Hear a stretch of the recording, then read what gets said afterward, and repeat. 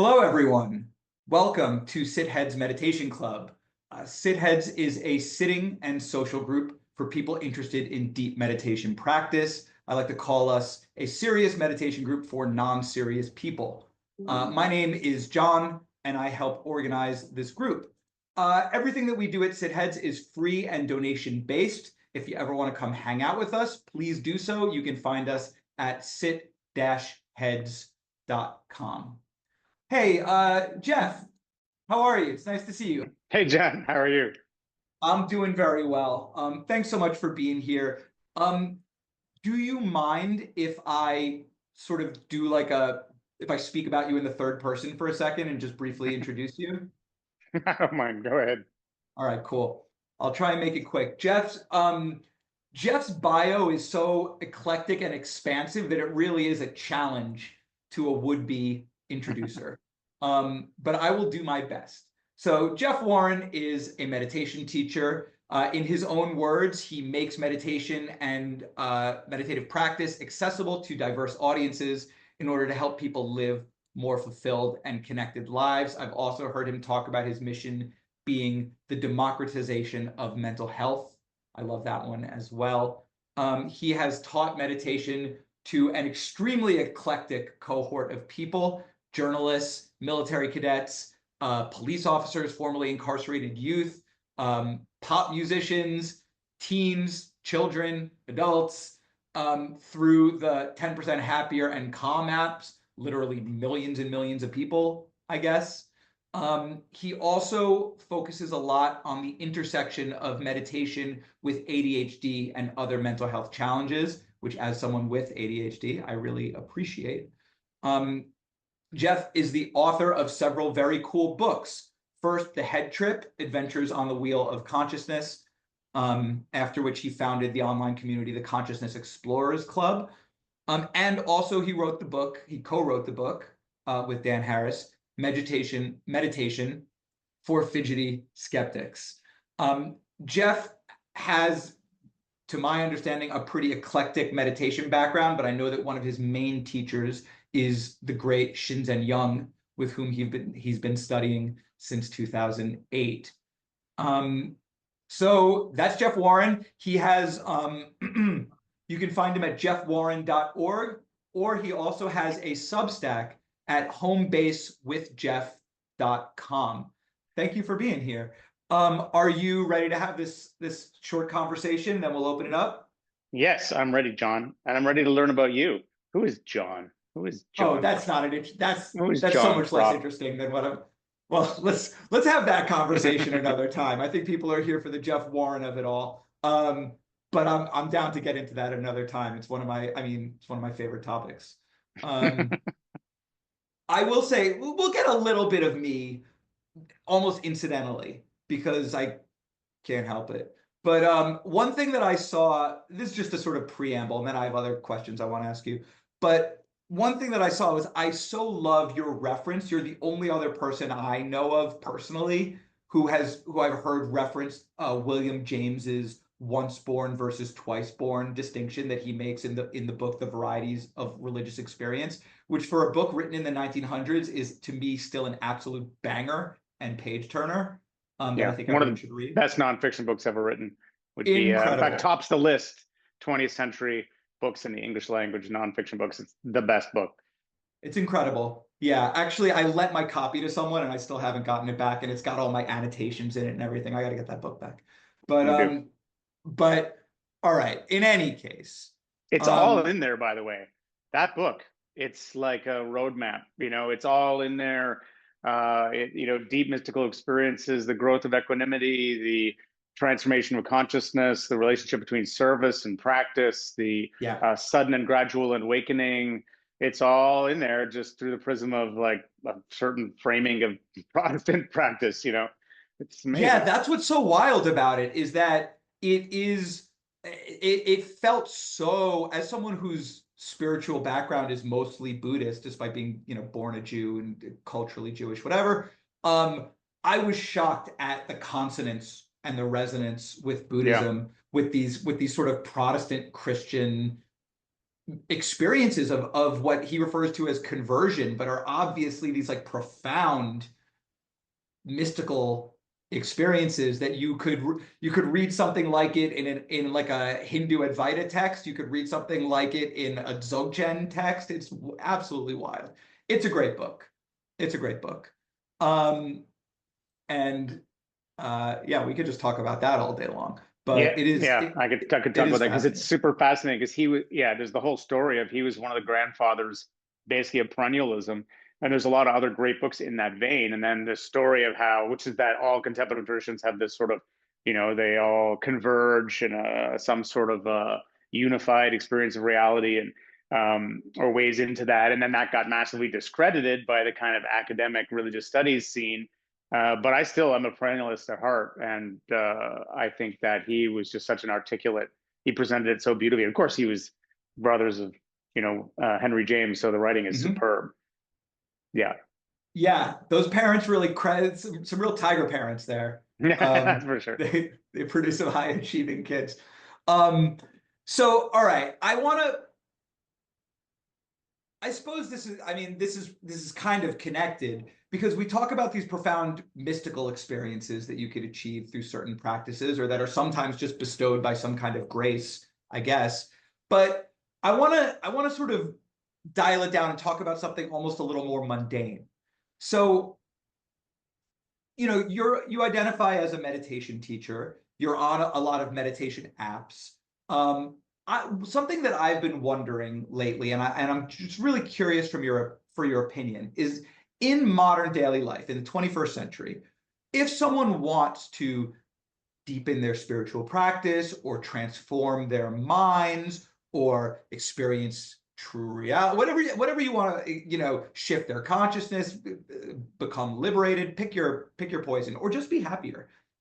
If they want to go deep with this stuff, do you think that they might actually be better off focusing on not how much they meditate or spending more time on the cushion, but the remaining hours of the day? I've been thinking about this a lot in terms of like diet versus exercise, how like you can't out exercise your diet, they say, and that making changes in what you eat and how you eat is actually massively more impactful than the time that you spend at the gym or on the treadmill or whatever, though obviously both are really valuable.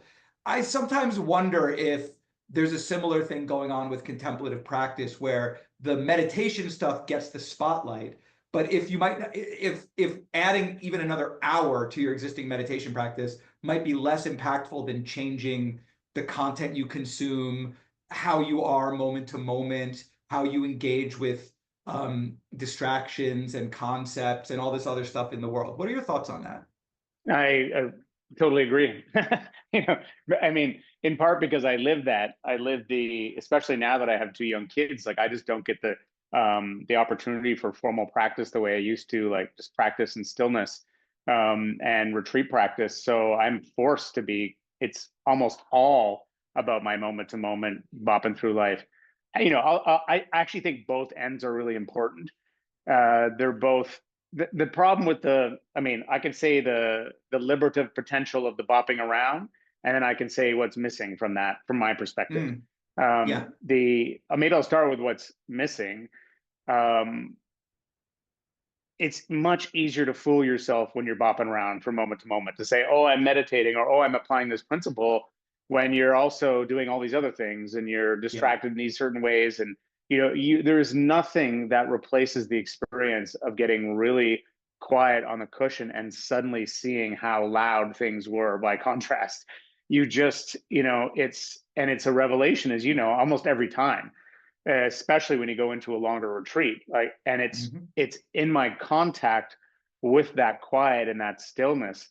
That is it's it's what I remember. It's what I know of that, and how it changed me through what it showed me about who myself. That allows me to maximize the effectiveness of that bopping around moment to moment. Yeah. It's I can I don't have to I don't have to convince myself to suddenly connect to feeling more spacious, and and to know that's who I really am. And I can be all in on that reorientation because I already feel like I had the experience that shows me that, and I already know it. I mean, in the sense that I've chosen to know it for myself. I don't know if it's empirically true about reality more generally, but I know in my Mhm. subjective experience that has been shown to be the most healing direction and the most fundamental sense of who I am. So because I've had that, when I'm bopping around, I don't, uh, I'm all in. Like I'll just be like, oh yeah, okay, I'm gonna just kind of drop into this more spacious mode. Or a practice I've been doing lately is, instead of, this is when I was talking with Tasha about, she gave me the idea for it. Instead of just being in the jungle, blazing through a path, trying to get things done, I suddenly shift my energy to just be in the jungle, to be this kind of like Gaian space that I'm tending to things around me. And I can just do these little energetic shifts in the moment, and just continue to do them and play around. And I know they're meaningful. I know they're not, yeah, they're me tripping out in some ways, which is fun. But I also know that they're me genuinely, changing something important about my moment to moment experience. And so what gives me the confidence to do that is in part some of that sitting. But I do think, um, in our day and age, we don't have most of us don't have the luxury of taking those long chunks of practice time, or even having like, I do not have an hour of the day where I can actually sit and do a practice. Like, and I can't believe I'm saying that, because I used to hear that from people and be like, yeah, right, you can always find an hour. Now I'm lucky to find 15 minutes. I expect that will change, but it's just wake up in the morning, insanity, two boys, it's like 3 hours of full on, and then get them to school. And then it's like, I got this narrow window to try to get my various work things done. And then I'm back in it with them until 9 o'clock at night or 9:30. That it's just like, okay, I could meditate at 9:30, for that half hour before I collapse to sleep. And sometimes I do, but sometimes I just want to connect to my partner, or just fucking watch Reacher, see if he's going to kick some ass in this new episode, whatever. So That's a yeah, wide guy. He's wide. he's a big guy. He's a big guy. He's wide. Yeah. Yeah. Someone said, he rips phone books just for fun. I don't know why this is becoming a Reacher centric Really, because truly. of both. Yeah, this is a random thing I um, happened to be watching last night, but yeah. I appreciate that. We're on Severance right now. That's what's got us completely Ooh, engrossed, nice, my wife nice. and I. But no, I really appreciate that. I used to study with a guy named Chuladasa, who's Oh yeah. no longer alive. Oh yeah. And So you're a Culadasa guy. Yeah, I know that community. yeah, I was. I'd say I've drifted a bit. I don't really consider myself practicing within like his framework so Hmm. much anymore, but I got a lot from him, and I learned a lot. I like his Mind And Illuminated. I think it's a great book. yeah, we did. I did a bunch of. I did like 7 months on retreat with him, and Wow. um, and the book wasn't published yet, so we just had like a binder with the draft, and that was like my Bible while I was in He's like there. the Shinzen of Um, concentration. yeah, I think that's a fairly apt analogy. Yeah, very like precise. Everything sort of like taxonomized very cleanly. Um, yeah, and I know they knew each other also. They're buds, yeah. But Chuladasa said once that people would often come to him and say, I don't really meditate. Um, that's a little hard for me. I just practice mindfulness in daily life. And he said that in his mind, he's like, that's a million times harder. What do you mean It is it's too hard. hard to meditate? So I practice mindfulness in daily life. It's like, no, that's the much harder thing. It's so much easier in the relatively clean lab conditions that we set up in our own Yeah. minds through meditation practice, let alone, on retreat Yeah. or something. It's harder, but it's also easier to fool yourself. So it's like I said, you can say, "Oh, Yeah. I'm meditating in daily life," and if you can really do it, it's really hard. But it's really hard to do because It's there's so that's much one of the things that makes it intensity coming harder through. is the Yeah. yeah, that potential for deception.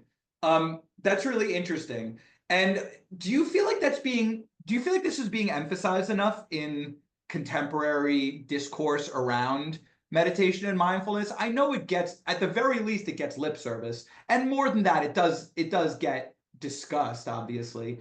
But I feel like since so much of the dominant like vehicle for transmitting this stuff to huge masses of people is a meditation app, which is necessarily going to be about your formal session where you turn on the app and you sit there. Do you think this merits more? Like, do you think it's being underemphasized? Well, yes and no. I think sometimes in the popular presentations and the apps, it can be overemphasized that it's like, oh, these little Mm, things that you're just doing in this kind of pop way here and there. And what gets overlooked is the radicalness of deep practice. I don't think yeah, that's appreciated very much in a kind of in the more secular mindful circles, or it's played down, to say nothing of the yeah, wild spiritual places that you can end up through a practice, which is very, very interesting. So on the one hand, that's true. But then I do think that you have then a whole schools of really hardcore meditators that are on the flip side. They're all about what happens in practice, the experiences that happen on the cushion. And I think that framing is, I think those experiences that happen on the cushion are much less important than the things that the way you are out in the world. And yeah, I mean, even yeah, to add to that, I would actually say, this is partly my interest in neurodiversity, and I think there's a path in for every kind of nervous system and every kind of human, and it's going to look different for every kind of human because we're all configured so differently. And the neurodiversity piece is really interesting because it's bringing that so much more into the conversation, the different styles of attention and emotional regulation and sensitivity and styles of memory and proprioceptive differences, and like this very, very multifarious rich tapestry of being human that we have barely appreciated. And if you think about the depth dimension to practice, which is about, I guess one way to put it is about coming into more and more lived contact with the interconnectedness of the whole. And on the journey to that whole very complex system has to kind of like, in a sense, become more and more transparent. And it's going to happen in so many different ways because it's so multifarious. And so, which means mm, people are going to have so many different kinds of experiences on the way in, and are going to end up in so many different stages that are so different from one another. And yeah. it's always amazing to me that anyone could think their map is the right map, let alone, and even people like Daniel Ingram or whatever, who are like, oh yeah, everything's sort of an insight practice. It's like, Everything's or this map. Yeah, yeah, yeah, everything's this map. It's like, what?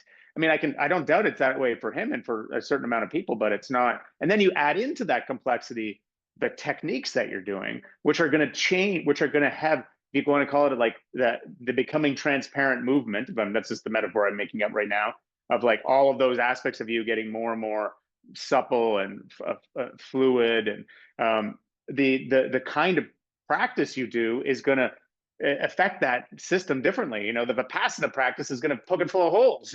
The non-dual yeah, practice is going to just put it in a big giant framing. The concentration practice is going to stabilize everything so you can get in touch with the sweet, quiet nothingness. The surrender practice, I mean, they're all going to do different things to that system. So again, that's going to lead to different kinds of experiences. And which isn't to say there isn't a family resemblance at the deep end where all these maybe are leading in some way, because I do think that's true, but there's so much diversity. And so you gotta start with where you are. I'm ADHD. I had the longest time I tried to be not ADHD. I tried to be some other way. I tried to be like have really powerful concentration in my meditations. And yeah, the yeah, hyper focus could slingshot me in quite a bit, but I just do not have a stable, concentrated brain. I have a wild, jumpy brain. And so the way I implement practice is in a wild, jumpy way. And it's shaved out a lot of suffering. I no doubt I can do it better, but it works for me, or it's mm-hmm, working so far. And I think that's what you got to kind of do in this life, is you got to figure out, well, where am I, and what's going to work for me based on these quirks in my nervous system and the opportunities in my environment, and et cetera, et cetera. Which is going yeah, to stress a lot of people out because it's the people just want a single path of one story, easy way in. The people, I mean, Shinzen used to say there's people who are mono spiritual and people who are poly. I'm very poly, and the poly person finds the differences to be complementary. The mono lineage person may find them to be confounding and problematic. So, and there's nothing wrong with that. That's nothing to know about yourself. But I yeah. happen to like the spread out, disorganized path of practice. Yeah. It makes sense that you would fall in with the Shinzen gang then, since just within Yeah. his own teaching, obviously it's so Yeah, there's so many exactly. Jungle options, gym. right? Yeah. Yeah. Yeah. Um, It's like the playground. yeah, super interesting. I mean, but this isn't to say, like, I don't hear you saying that you should be a dabbler, which I don't think is the same No, thing as what you're saying. Like, very different. obviously, my guess is that you would agree that there's still a place for going deep, spending a little Oh, time on a particular, absolutely. yeah, Absolutely. And and I would actually say there's a way of going deep horizontally. You know, like people used to disparage like digging lots of little wells and never going deep. And like maybe, but if you dig lots of little wells and eventually you line them up, you get just as wide a breadth as you would go deep. And I So it's feel the same like amount of that's water, it's right? the same amount of water and it's the same amount of territory. And you know, I kind of it's paradoxical, but like I don't and I have a through line. You know, I jump around a lot and I'm interested in trying to take different practices for a ride and jump in with a different tradition for a while and see what it's about. And I mean, like, you know, Hindu traditions. In fact, I just got a big package of stuff from the Self-Realization Society. I'm like, cool, I'm going to check what they're about. But I do have like a framing that Shinzen gave me around concentration, clarity, and equanimity, these Mhm. basic skills. And I would add kind of care that I'm kind of interested in what's getting trained to the most fundamental level in these kind of mind body habits. And I always have an eye to those. And I'm always looking, and I'm kind of always looking to activate those and deepen those no matter what practice I'm doing, which is just another way of saying being mindful, bringing mindfulness to the different kinds of practices that I do. So I am a mindfulness teacher. You know, I'm a mindful mystic at the most, whatever fundamental level, I guess. Um, That makes sense, or is that just a bunch yeah, of it makes crazy total shit? sense. I don't know if I agree. I don't know. Oh, Like good, I like that. but it's not important that I agree. It's Mm, certainly interesting. And also like what do I know? And kind of what do you know? So like let's, totally, good um answer. But what so do you know? yeah, but What is like? what's How would that? you think? You think what do you think happens in the long, deep in the deep well that can't happen in the long horizontal trench? I guess I'm not sure, but I do feel like I do wonder if that's an axis that has something different that maybe like look, Mm, there are things that can happen if you go broad that you can't access when you go deep. There have mm, to be, right? The ability to yeah, triangulate, compare, contrast. There mm, are advantages yeah, perhaps to going broad. I would guess that there might well be advantages to going deep. Do you know what I mean? It stillness, doesn't mean that stillness. one is better than the other, but Yeah, I don't know if I would be like, yeah, they're equivalent to either one. Like it might be good to spend some time with each of them, and there might be yeah, seasons yeah. I think it's like in your that. life. And in fact, it's kind of been like that. It's been seasons. There have been times where it's gone really deep, but you know, you do need to be able to contact the quiet, the stillness, and you just can't do that in a busy brain. You just can't, Those core you know. skills, yeah, you need them Yeah. for sure.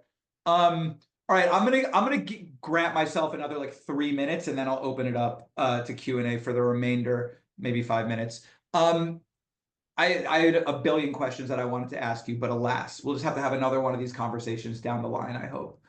Um, okay.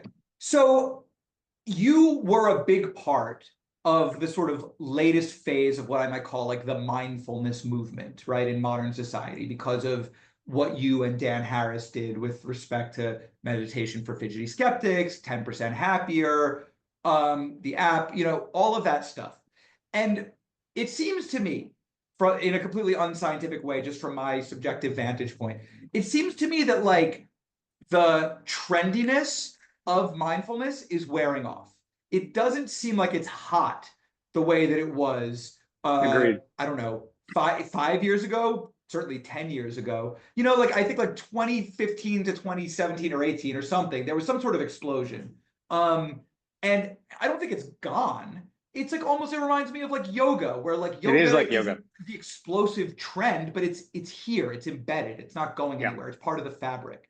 And so now that that has happened, what do we do with that? Like, what do you think the next stage is? It's no longer like on the cover of every magazine, it's not on everyone's lips, but everyone knows what it is now. So like, what's next? What would you like to be next? And I'd also be curious to hear like what you're doing with respect to I that. mean, that's an awesome question, and I'm very interested in this subject. And I exactly like you, I think that it is like yoga. You know, it's like it just became. I mean, there's still tons of interest in it, and the interest is just getting consolidated. And as part of that interest, you have a backlash, which is normal, which is healthy because it corrects Yeah. earlier claims that are too hyped, and so you have this kind of consolidation and enters into the culture, and then it just can. What you want is for it to become non-ordinary in a sense, or become ordinary in a sense, to become just, Mhm. part of the. So what's next in my mind is, how would I describe it? Um, what's next is the return of spirituality. Basically, that's what I think. Mhm. What's next is a broader understanding of contemplative transformation and the spiritual aspect of being human that is going to Yeah. become more and more enter into the conversation. That's no longer going to be some dirty secret of the poet, or denigrated by the humanities. It's like it's going to become front and center in a conversation around consciousness, and the limits of human consciousness. And it'll be, I think, a more perennial type view, with the kind of postmodern adjustments, is going to be something that's going to come more and more into the fore. And my hope for the future is, I mean, I basically think about the future of education. Like, I imagine the classroom of the future, of what I would imagine the classroom of the future, starting in daycare, in JK and SK, all the way through to university and beyond. I imagine the center of every curriculum, of every classroom and school, is this um, this um, uh, this understanding of the importance of knowing who we are, this of knowing what our kind of nervous systems we have, how we regulate that system, how we change and support ourselves based on our differences, and then how we activate that in service. I think that should be the engine in every single school curriculum, and all the other subjects that come out of that: geography, history, the sciences, literature. They're all informed by that. The subjects no longer become about some, this is just what's objectively true about the facts of history, or this is what's true about this. It's become, why do we care? How do we interact with that material? What can we learn from a history? How do we apply what we know about the natural sciences to take care of the world more? Like, I think you activate the heart and the progeny, or the wisdom function, inside the kind of educational world, and it just radiates out and changes how we approach everything. That's what I would like to see. And I think it's possible. It's possible. I mean, anything's possible, but I think that kind of framing, is where it's going to go. And just to add one more thing, I don't know if that's coherent. Please. I'd be interested in hearing your feedback. I've never quite articulated like that, but I was just, before I did this, I just went to my local community center, where I go and I swam some laps and I sat in the sauna, and I was looking around the community center, and I was, when I was there, and I was just appreciating that, it's all ages. Like, there were young kids going and working out, like, like in 13, 14, pumping iron. It was hilarious. And there was, like, geezers, and there was middle-aged people my age, kind of geezers too, whatever. Everyone was there doing their body fitness, and exploring the different options of the community center. And, like, it wouldn't, in it. So you have the school system, but you'd also have these, like, local community centers that are not unlike that, but just have a whole space for this larger kind of social, spiritual, mental learning. And it would all be there. Like, you'd have these practice spaces. You'd have, and you'd have, it would be, and it would also be this idea of like what I talk about, the democratization of mental health, like sharing practice peer to peer too, like not just this kind of vertical dissemination of practice where there's the teacher and everyone else is here to receive the wisdom, but that you have teachers, because they're incredibly important. You have to be able to, like, honor the fact that you can only get that it's a real thing to have experience, but you're not precious about it. Like, everyone's learning from everyone else, and there can be this when you understand how to create your own practice, and then you share it with another nervous system, you understand practice at a much deeper level. That is fascinating, Jeff, and I really appreciate that vision. And I hope for something similar, that the sort of, it only takes 5 mindful minutes, like groundwork that was laid, will end up indeed being sort of groundwork, right? A foundation, like a really rich and fruitful and beneficial foundation for whatever the next stage is, where that stuff sticks around and is really valuable and is really useful. And then either some subset, or in your world, every kid in a school is encouraged to keep walking a little further down that path and seeing what else is there. Yeah, Um, because the big picture is the expansion of consciousness, and I do think that's a real thing. I think that's like an expansion into our own depths and understanding who we are and how we connect to each other. And the hopeful optimist part of me hopes that that march outward will continue. I think you can argue about whether there's a lot of things to argue within that, but that would be for me the kind of the the kind of one framing that I sometimes think about. yeah, it's interesting to me because I feel like there are folks who are um there's like folks who are about I, I can't think of an eloquent way to phrase this, so I'll just whatever ham-fisted thing I've got. There are like people who their take on the why of meditation or contemplative practice is about freedom.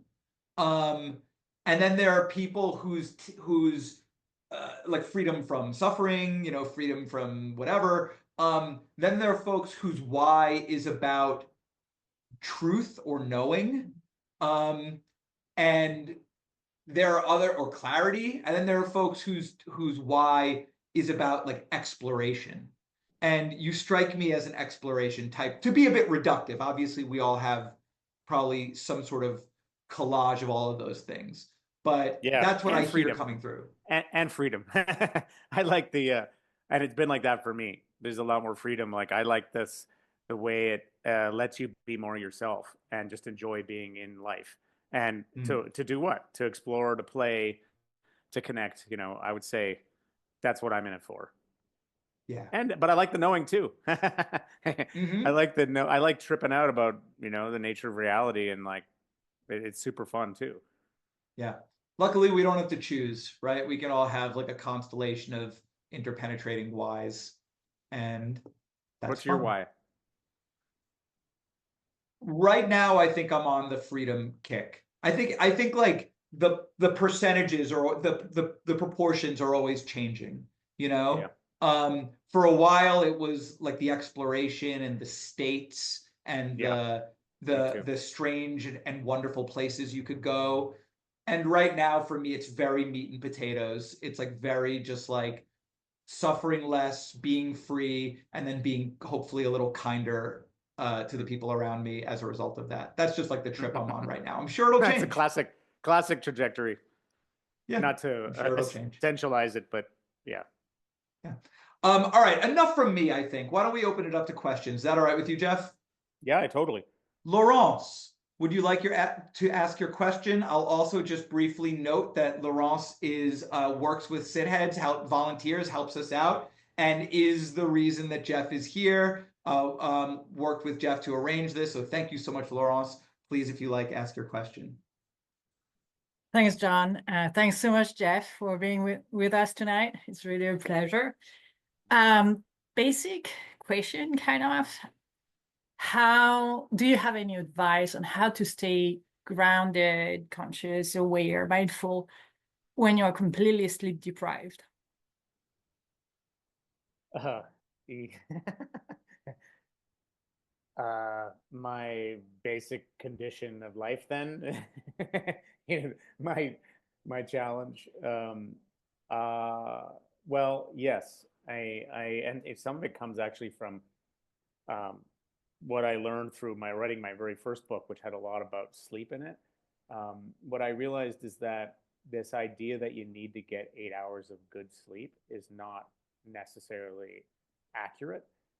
I do like a good 8 hours of good sleep, but it's possible to, if you're not getting enough sleep, to have these sort of micro naps, where you just take 15 minutes and in the afternoon or whatever. I find even 15 minutes when I haven't had enough sleep in the afternoon or 30 minutes can be restorative. Now, sometimes it backfires. I'm so tired and I go right through.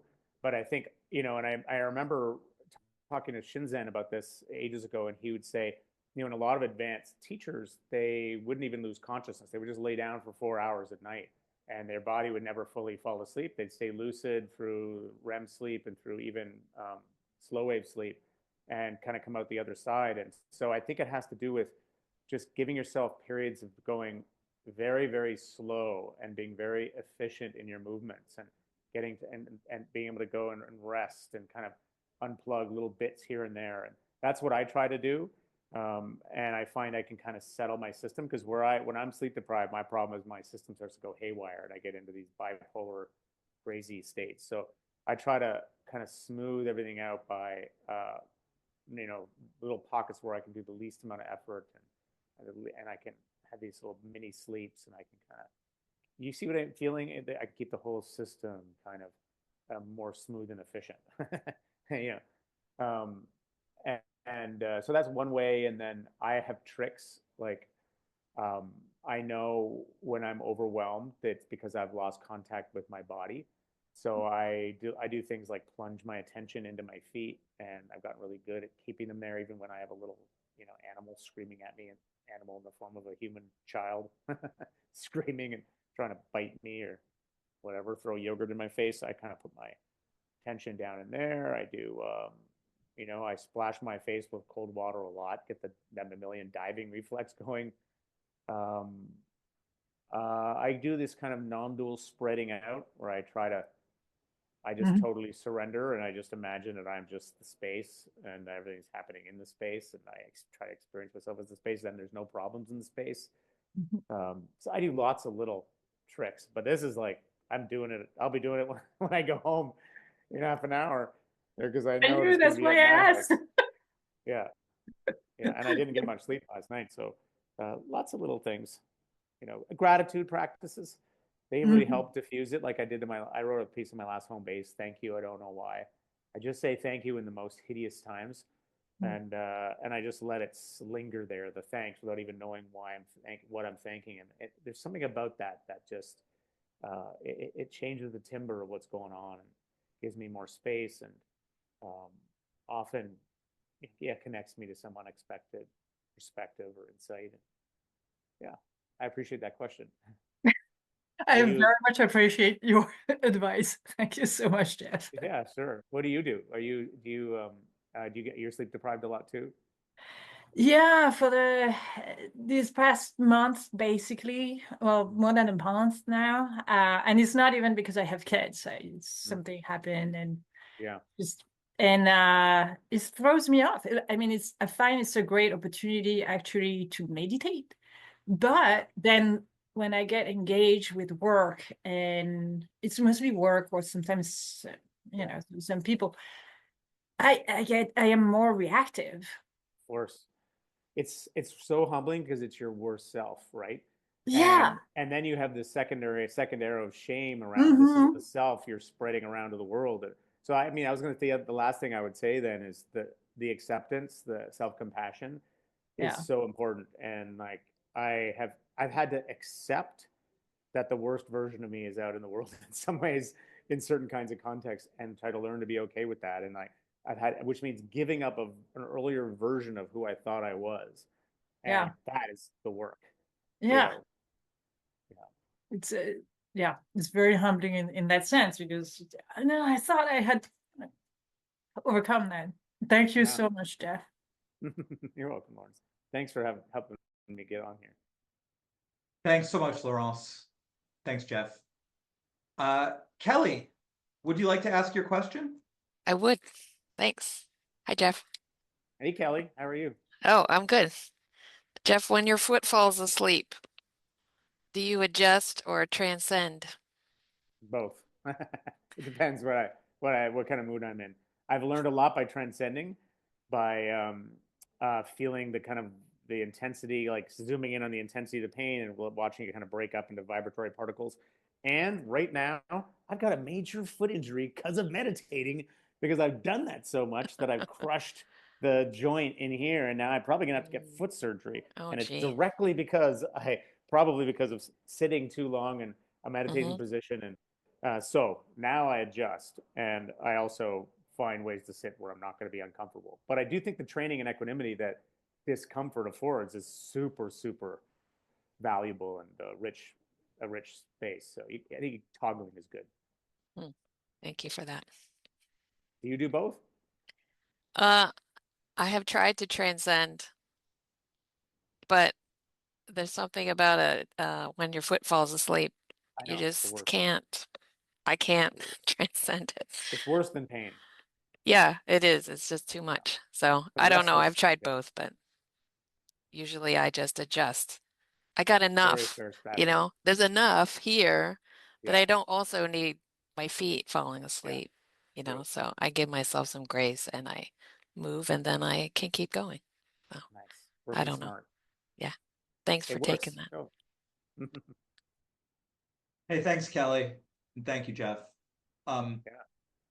I'll also just add that for your foot falling asleep, just putting a rolled up towel under your upper thigh, the one that falls asleep, makes a huge difference for a lot of people. Or using a crescent cushion. Also, one of my meditation teachers is a nurse, and he just told me, oh yeah, you're just compressing your sciatic nerve if you just support that.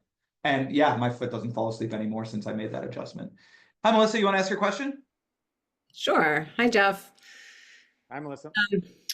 You talked about stillness, which I'm very envious of. I don't often get there because I too have ADHD. And even though I've been practicing a super long time and even teach meditation, it's really difficult for me. So, my question is for you, what do you find is, and maybe this isn't the right word, but that's my ADHD second guessing myself. What's the most effective practice for a busy ADHD mind?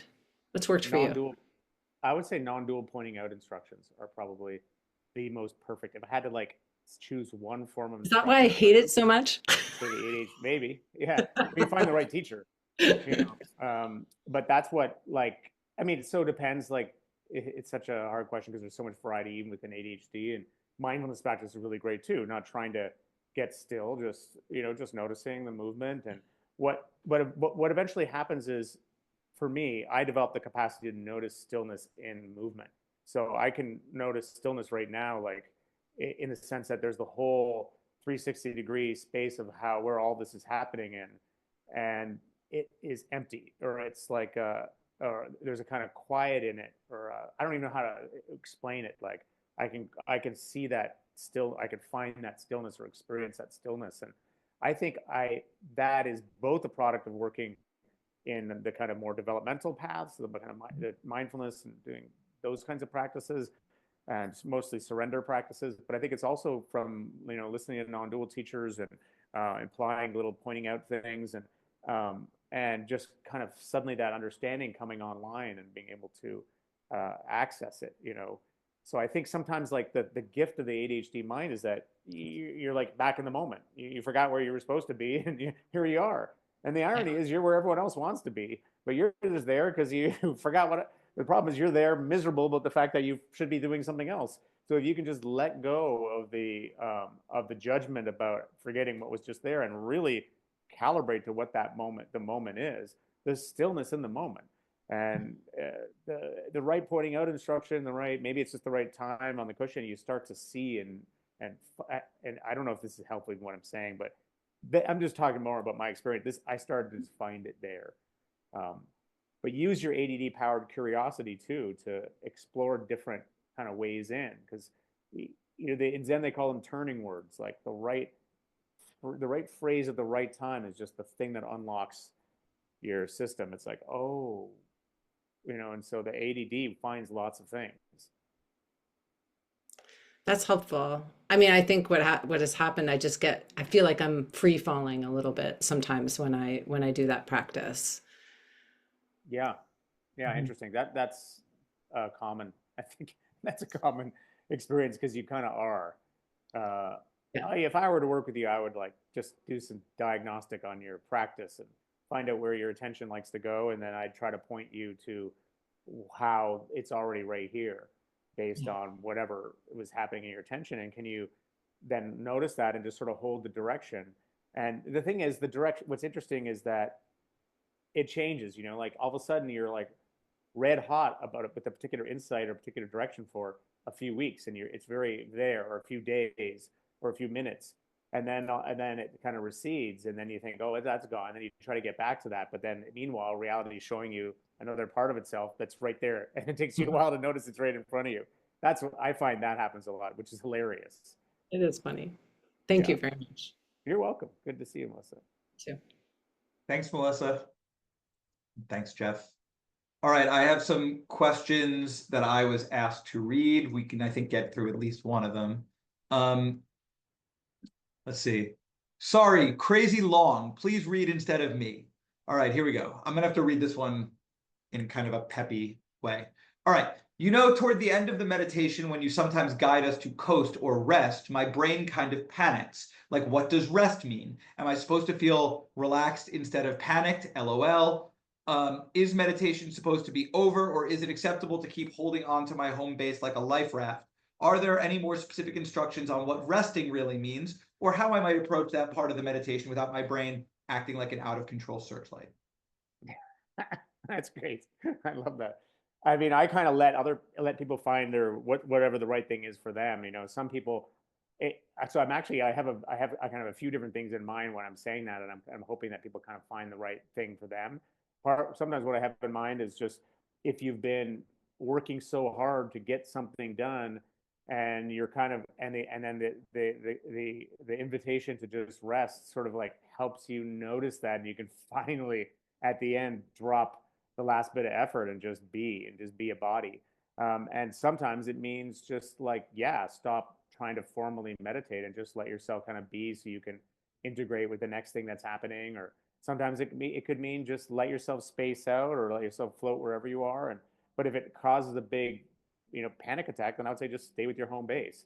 And although I might say if you're holding on to it like a desperate life raft, which a lot of us do, that's a really interesting thing to work with and notice and be like, what might it be like here to stay with my home base, but in a less desperate, clingy way, in a more, kind of letting it come to you instead. All of those can be implied by rest, but if it doesn't work for you, then just sub in the instruction that you need at the end. Yeah. Okay. Great.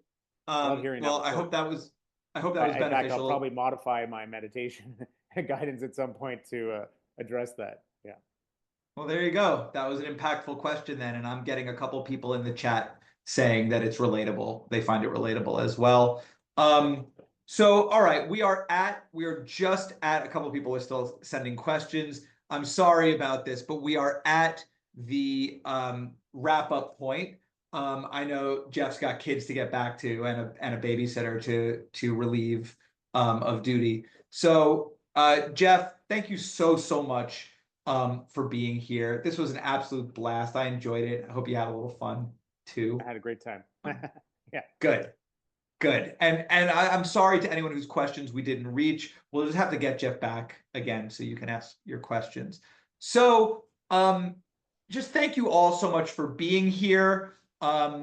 Jeff Warren is at jeffwarren.org. Thank you all so much for your time with us tonight, your attention, your practice, and I hope you all have a really wonderful evening. Thanks, everybody. Good night. Thanks, John. Good to hang out. Oh wait, Jeff, is there anything you want to say before we wrap? I'm sorry, I asked that, but I forgot. No, I was just going to go to your website and subscribe because it sounds like you got some cool people coming. I'd like to check out some of those talks. And just thanks to all my friends who are here. Yeah.